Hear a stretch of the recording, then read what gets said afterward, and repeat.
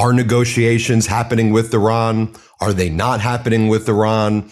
It seems like every 24 to 48 hours, we're getting different messaging, contradictions.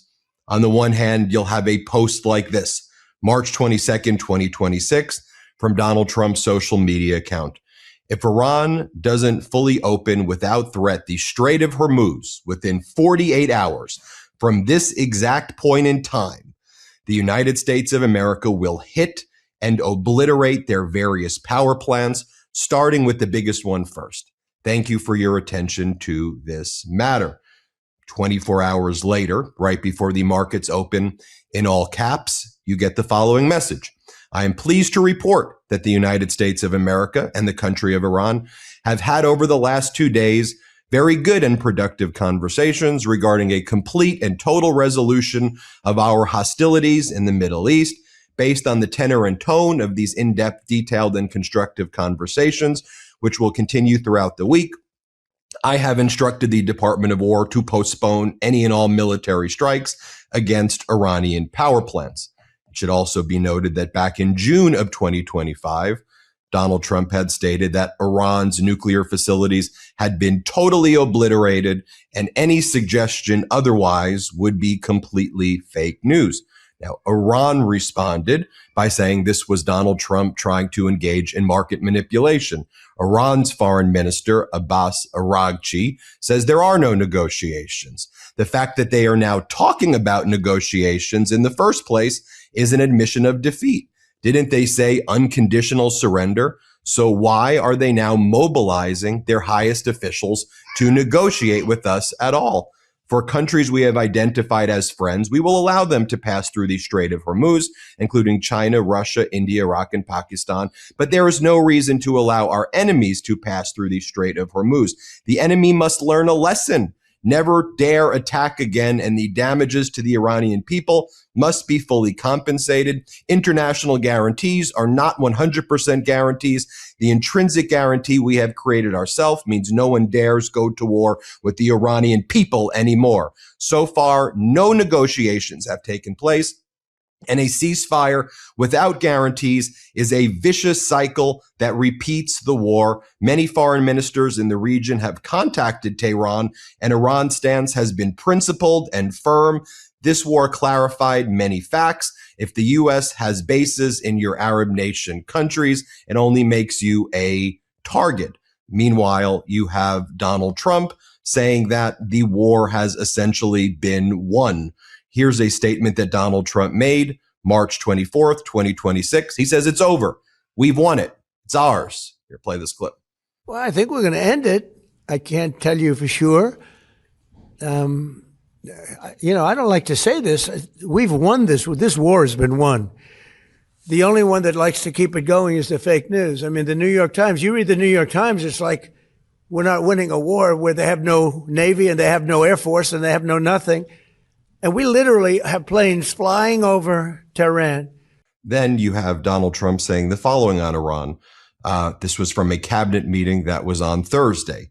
They are saying to the people, he's saying the Iranians are saying this is a disaster. That's why they're talking to us. They're facing disaster. Let's play it. The Iranian regime is now admitting to itself that they have been decisively defeated. They're saying to people, this is a disaster. They know it. That's why they're talking to us. They wouldn't talk otherwise. But they're talking to us because they've got a disaster on their hands. They're defeated. I want to bring on a guy by the name of Chris Voss. Chris Voss has written one of the preeminent books on negotiation that's out there. Never split the difference. Negotiating as if your life depended on it. And Chris, as we have thousands of Marine expeditionary units now heading to the Strait of Hormuz, as there are talks about a ground invasion, potentially of Karg Island, the 86th Airborne Division being sent in. This is one of those moments where quite literally lives depend on this negotiation. I want to take your temperature and your approach on the status of these negotiations generally and how you kind of view a framework of negotiations here through the prism. And I'll make this disclosure. I read your book back in 2019. It was a book that I actually teach in my law school class as well. So I'm fascinated and interested to hear how your mind thinks about the framework for this negotiation. Yeah, well, there's a lot of talk going on in the media on both sides. I mean, they're both sides are very aware of the positioning of their conversation in the media is more to affect their supporters and their allies more than it is to affect the other side. That's why in the media, most of the time, what's being said, it's hard to understand and hard to interpret because you don't know what ears they're trying to target at the moment. Most of the time, it's not the ears that you expect it to be.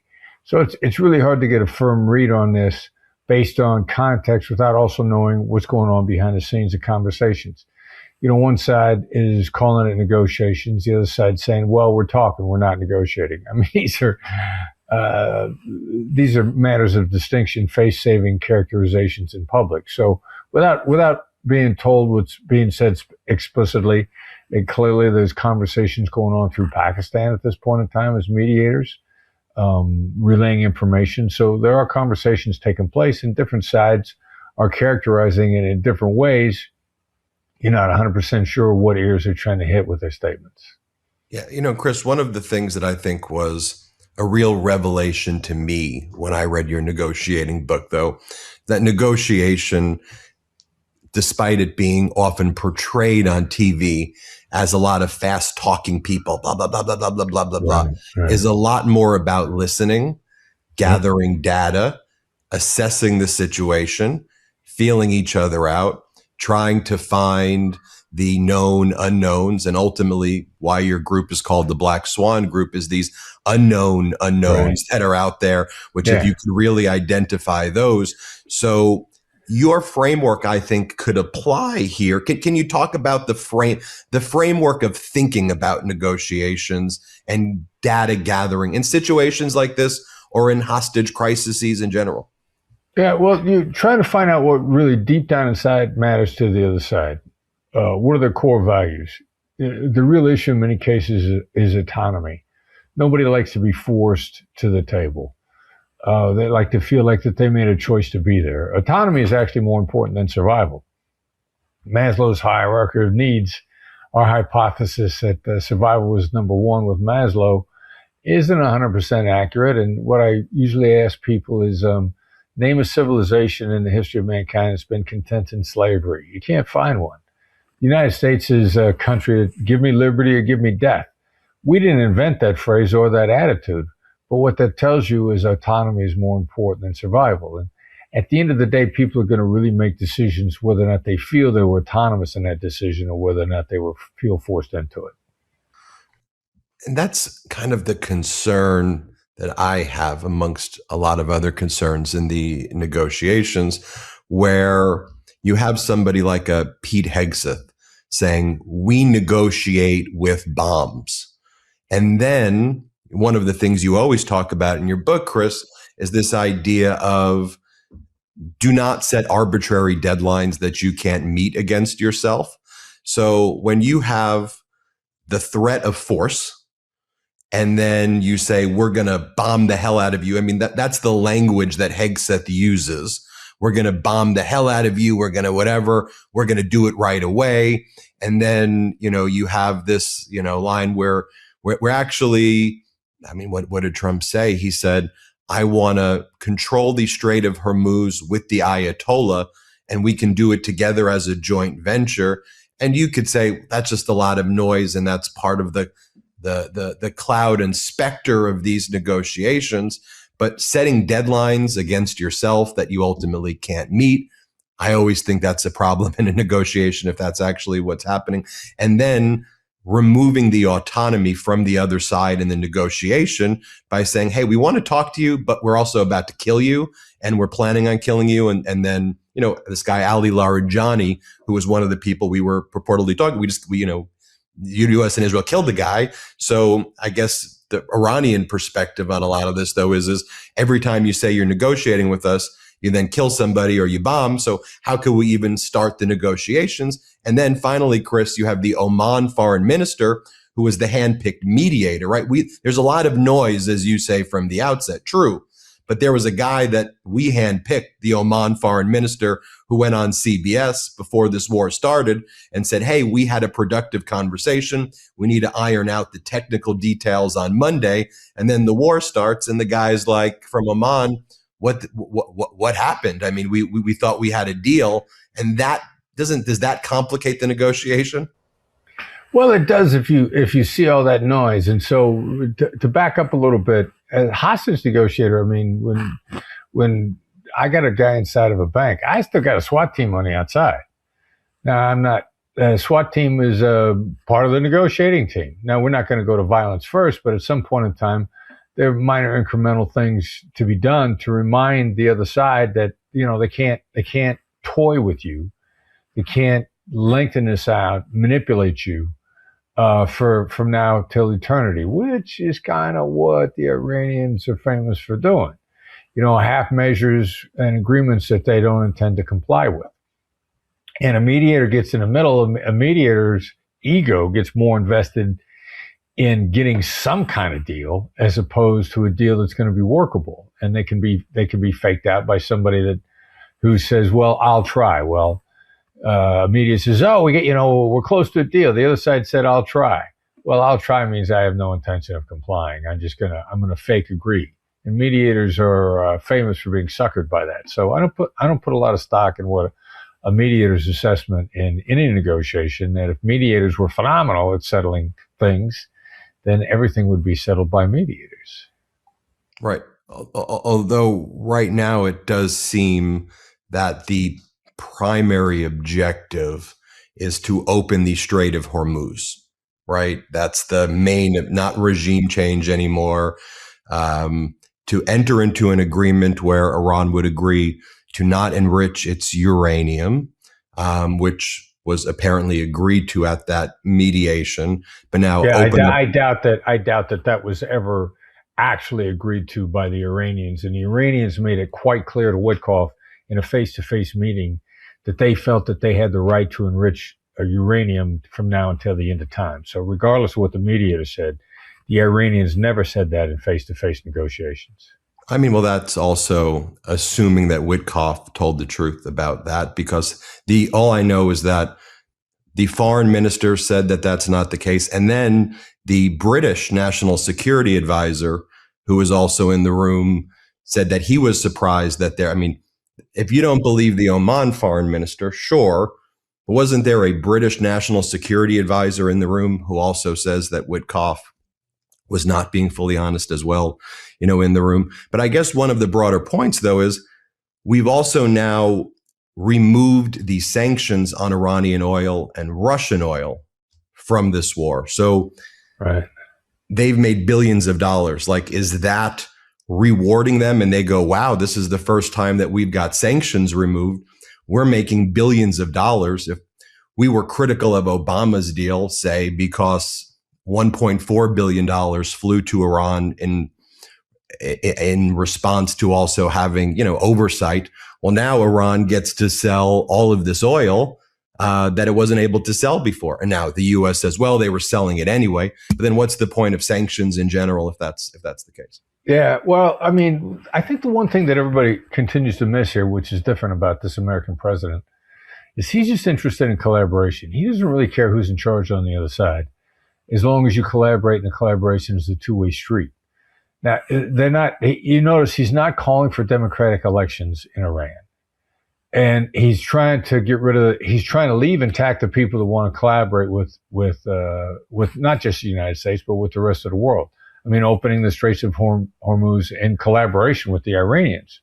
He's constantly trying to indicate, look, just collaborate fairly across the board, and it'll be a relatively easy life. This is the first American president that any time that we've ever gotten into a conflict with another country hasn't demanded a change of government to become democracy. And that's actually refreshing.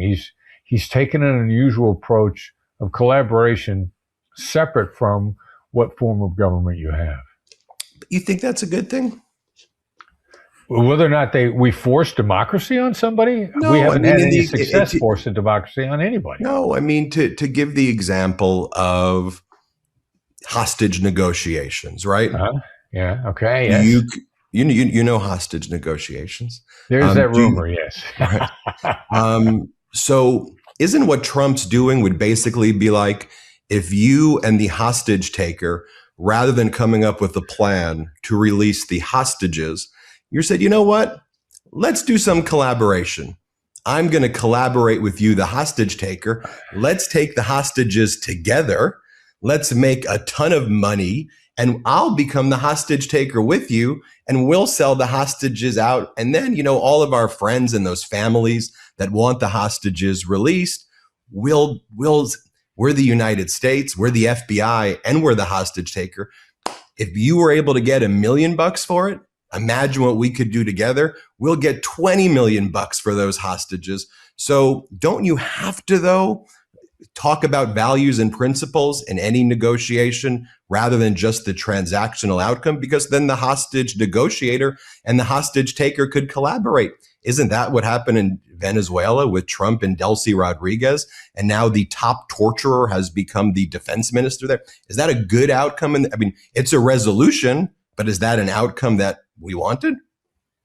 Well, I mean, those are great questions, and it's worth asking that and wondering whether or not that's the outcome. So to go back to the hostage example, like if I'm talking to a guy inside a bank, my first thing on collaboration is, I want you to live. Now, if we can both agree on a collaboration that you live, then let's work our way back to where we are now, and then so that everybody lives.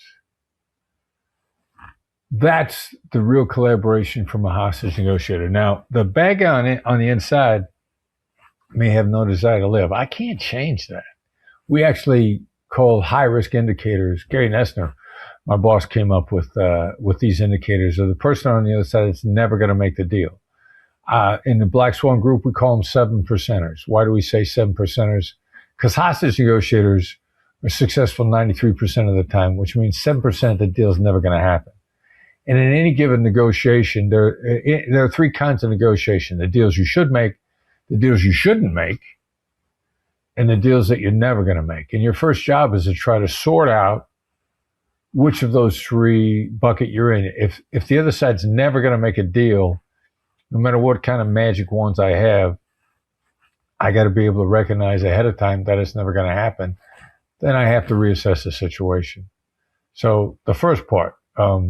The second part I like to talk about, and when you mentioned Venezuela, let's compare Venezuela to Iraq. The problem with taking out an entire regime is that the country falls into chaos. And Iraq falls into chaos and drags the vast majority of the Sunni Middle East down with it. And we get ISIS, which is one of the worst things. We thought Al-Qaeda was bad, and ISIS was even worse. So the big mistake with the American government at that point in time is we decided the de-Baathification of Iraq. We had to take out all of their politicians, all of their bureaucrats, the entire government structure. And that became a black hole that the Middle East hasn't still fully come back out of. So the avoidance of these black holes of anarchy and chaos and murder and bloodletting without end, which is still what's going on in different parts of the Middle East, avoiding that in Venezuela is probably a good idea. Right. If, though, the hostage taker was told, you know what, you get to stay in the bank. I mean, imagine if you said, here's what we're going to do. You stay in the bank. We're going to make money together. You keep the hostages. We sell the hostages. Letting go of this, sorry, brother. we take the hostage. I mean, that's, that's, look, doing the other work is very hard. And it almost raises the question, though, whether you talk about Iraq or Iran or Venezuela or anywhere. And I think this is the broader question, and it's not necessarily a negotiation question, but I think we're seeing it at home. should we even be doing this stuff in the first place? And if ultimately the whole goal of spending billions of taxpayer dollars is to basically take out one Ayatollah and put in another Ayatollah who's more extreme, and they now control the Strait of Hormuz. Yes, we did a deal, right? It was the your 93% number. I could do 100% negotiations if I just gave the other side, a deal that was mutually beneficial. For actually, not true. Not true. You can, and that was a hard thing that I learned in negotiations was the guy's never going to make a deal and is never going to give up exploiting you. As soon as you give them what they asked for, their response is, "Oh, you misunderstood. That was a down payment. We weren't asking for that to settle the deal. We were asking that just as a beginning, as an opening. That was simply a down payment." And that's a hard thing to recognize when you got somebody playing that kind of game on the other side. It's an endless game of exploitation from that side. The 7%ers, you'll never make the deal because whatever you give them will never be enough. Now, isn't that, though, precisely the problem with what Trump is doing with Putin? That every time, Witkoff, who you mentioned. Let me ask you a question, Ben. If Trump cured cancer, would you say that he was wasting his time? He shouldn't have been doing that? No, I would say it's great. But if if he spread cancer, I would say it's bad. But I think you're picking on him a little bit. I think it feels like that whatever he's done, you're going to find a way to say it's wrong. No, I think that if there are positive accomplishments that are made, which ones are? Name a positive accomplishment so far. Look, I think that if there could actually be peace that could be brought to the Middle East, if there could be stability that's there, I think that could be a good thing. I mean, right now, if Trump could actually if gas prices were down, gas prices being so down far zero positive accomplishments. Right now, I don't think there's any. I really don't. Zero. Right now, under Trump, right now, I can't name one. In comparison to, say, any American president since World War II, because that's when the West remade the Middle East at their whim. Yeah, and Donald Trump, in my view, in my humble view right now, is destroying the post-World War II framework. Right. I think he's making America weaker. I think he's harming our alliances. I think, the great nation of Canada being one of the first places that he attacks is very damaging. I believe in free trade agreements, generally speaking. I obviously want to make sure we protect our domestic businesses, but we've been pulled out a lot of deals, even a deal that he negotiated. I mean, he negotiates the United States, Mexico, Canada agreement. He says it's a stupid agreement. If you're going to if you're going to attack your own deals as stupid, it's a tough one for me. And I'll just say this before we go.